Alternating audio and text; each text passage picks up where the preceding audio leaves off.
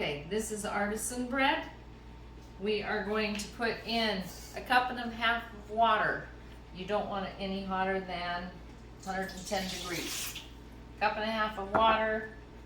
This is 2 teaspoons. We are doing a half batch. 2 teaspoons of yeast and 1.5 teaspoons of salt.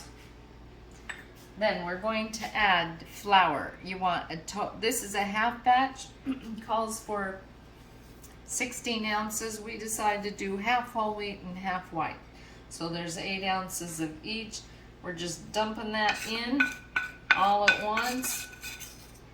And then we're just stirring it with a wooden spoon until it gets mixed up.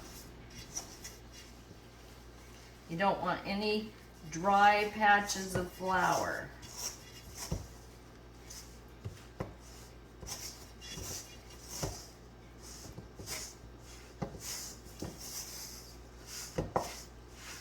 And if you want to mix it with your hands, you probably could do that too.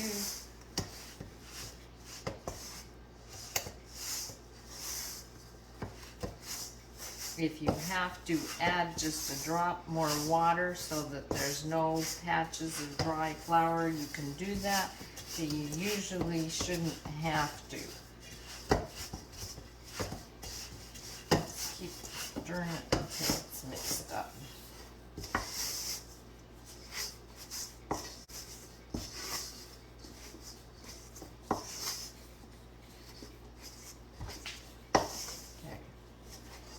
See how all the dry patches are getting mixed in there. It's just a nice big lump. Okay.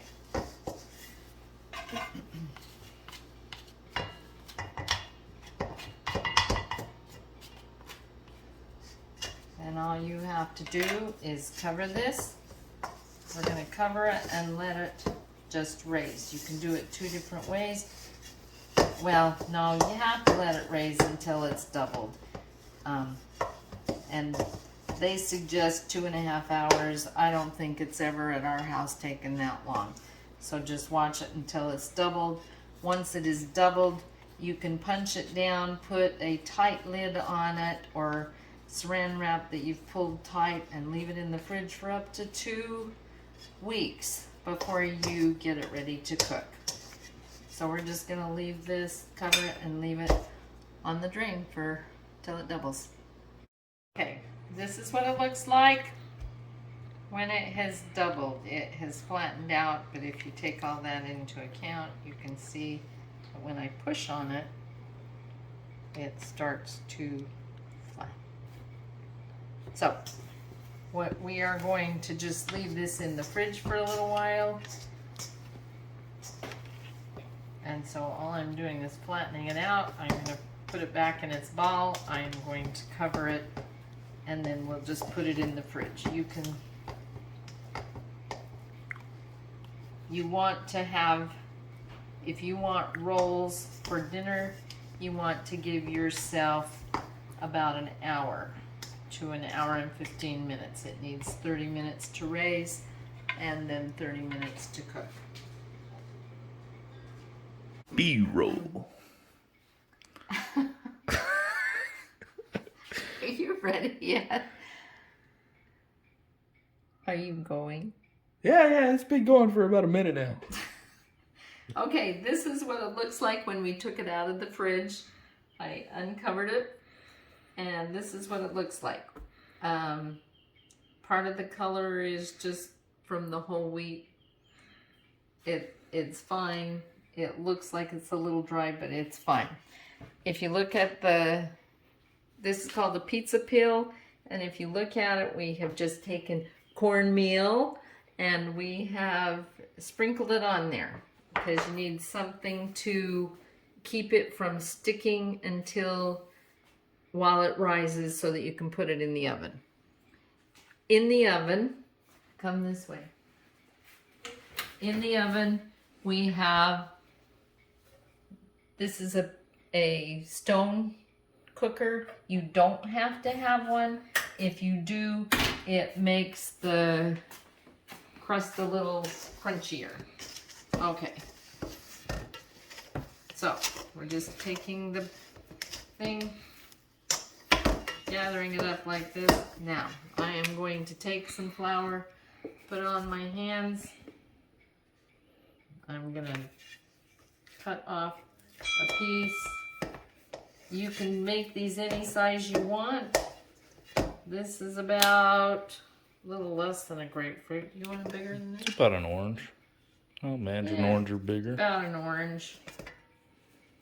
Okay. So we're gonna do this. I'm just gonna sprinkle it a little bit. Because the dough is cold, it's easy to work with. Okay, then you're just gonna take it and you're gonna slide it so you're pulling everything to the bottom to make it smooth. Okay, so the bottom looks like this. You just poke it together. You just kind of flatten it out a little bit on the bottom. Stick it on. Now, Round if two. your dough is fresh, if you don't leave it in the fridge, you do the same thing. But you're going to have to make sure you just dust it with a little bit of flour, shake it off, and then you're just going to pull it from the top to the bottom. From the top to the bottom. Poke the bottom together. You don't want too much flour, but you need enough so that it's not going to stick to your hands. Again, if it's cold, it gives it a little easier to do this. Okay, poke it around. Do it.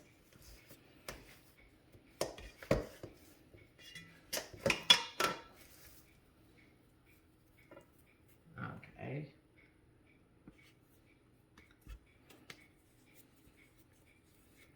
Now these are going to be a little smaller. Sometimes we do them bigger, and then we'll show you when they come out of the oven and they come out with a crunchy crust and they're soft in the middle, but you have to slightly cut through. You're going to have to slightly cut through the crust to get through it, and then you pull them apart, and we'll show you that when we get that done. Okay. So, okay, we'll make one of them a little bigger.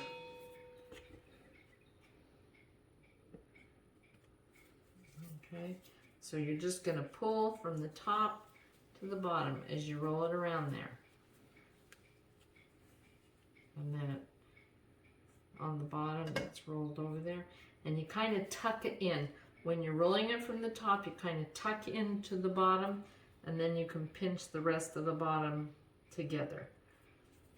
The thing that bread has to have is that when you're using yeast, it has to have a new surface. That's why you punch it down and you put it into a ball or whatever if it needs a second rise.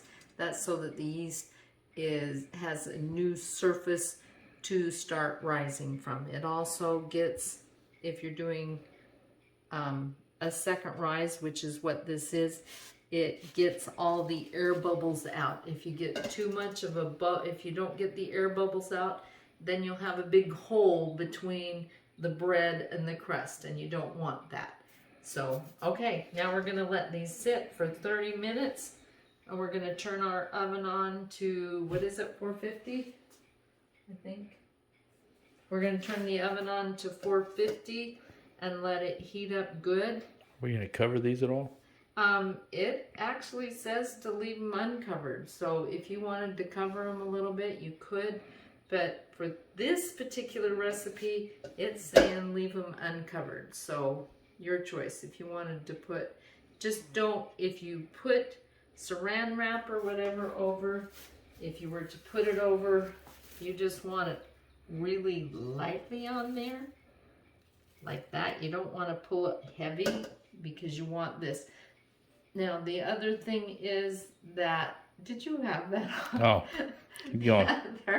The other point is that these now are not going to get huge as they raise like normal bread would raise. They don't get really huge, but when you stick them in the oven, they should grow more and get bigger. It's called spring in the oven when they go in, and it gives them that last little bit of raise that it'll get. So if they don't get super huge when they're sitting here, you can leave them for up to 90 minutes this way before you cook them. So 30 minutes to 90 minutes, leave them this way, and they will be fine until you stick them in the oven. And then when We'll we show you just before we throw them in. and when we preheat the oven, we got a pan in there too that's getting hot too, right? No, the stone gets hot, but we will put a pan in the bottom of the oven on a lower rack, and then just as we put the bread in, we will put some hot water in that pan, and it gives it some steam to help cook the rolls. All right. Well, we'll see you in a little while. Let's let this raise. Oh, it is going? Okay. All right, if you look at these, you can see that they're puffed up just a little bit. If you touch them, you can feel they're not as solid. They could probably go longer, but we've run out of time here. So you want to take a very sharp knife, and you're going to just slit, oh, get out there, through the top. That's why you want it really sharp, because I'm not pushing hard. I'm just slitting it across the top. You can do an X, or you know, if you want to slit it so there's an X, that works too. You just don't want to put lots of pressure on it. So you're making what, a 1/4 inch slit, give or take? Yeah, just letting it. Okay, then we put a pan, just a little pan. You can use a broiler pan or anything that'll fit underneath on that bottom shelf. It's a metal pan. Make sure that these are gonna move so that they've got plenty of cornmeal under them. And I usually don't do it this way, but I want to make sure they're going to move because I've got to slide them on too. Now you can use a cookie sheet if you would rather, and then you don't have to move them off, or you can use a cast iron pan and do them in that. If you have a big enough cast iron pan, just stop it for a second. Oh. I have a cup of hot water here. I'm going to take these and I'm just going to slide them onto my pizza pill.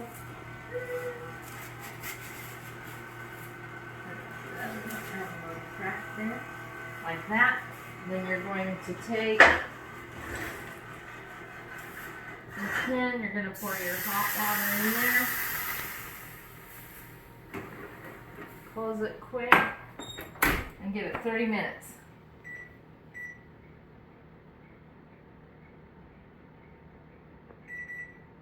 Okay. We'll see you in 30 minutes.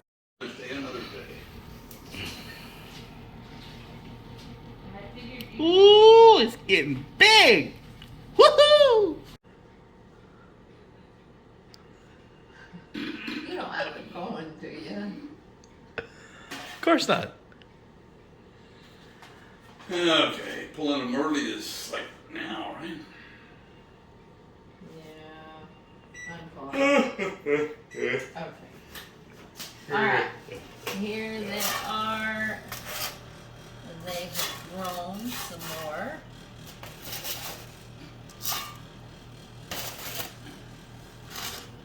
Wow, some of them have grown a lot.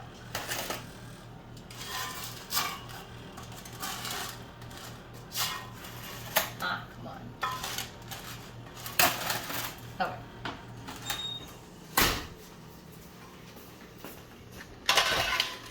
Okay. Now you can see what they look like. And when you go to cut them. They're tapping. Oh, you can, yeah, but on this pan they don't. You can hear, if you can hear that, it sounds kind of hollow in there, and that helps you to know if they're done or not. Take a knife, and even for the little ones, you want to cut through this crust.